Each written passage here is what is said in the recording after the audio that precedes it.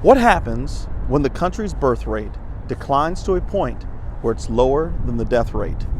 The answer: entry into stage 5 of the demographic transition model, theoretically.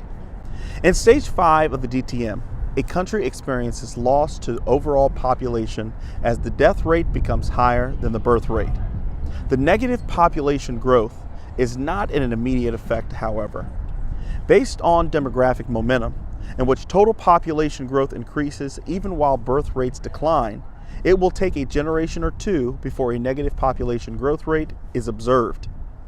In this scenario, it is the economy that is the driving force behind further limits on family size and the use of contraception.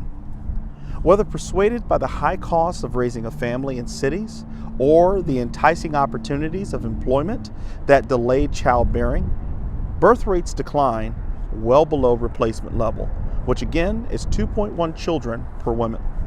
What occurs in an aging citizenry that will eventually lead to a decrease in total population?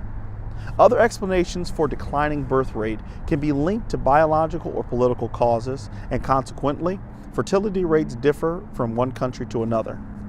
One of the most infamous acts associated with population planning is China's one-child policy.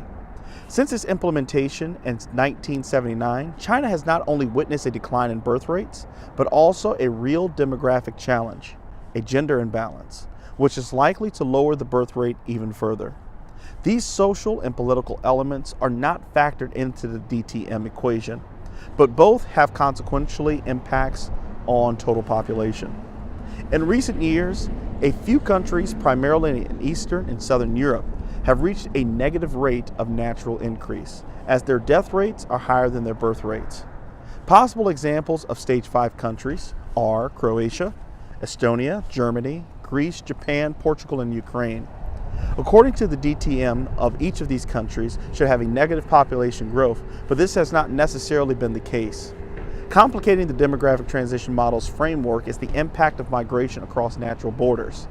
Even with smaller birth rates, countries are still growing because of the positive net migration rates. This demographic phenomenon has muddled the expected progression of the countries along the DTM. Does a country belong in stage 5 if it has a higher death rate than birth rate, but does not have negative total population growth? The debate begins here.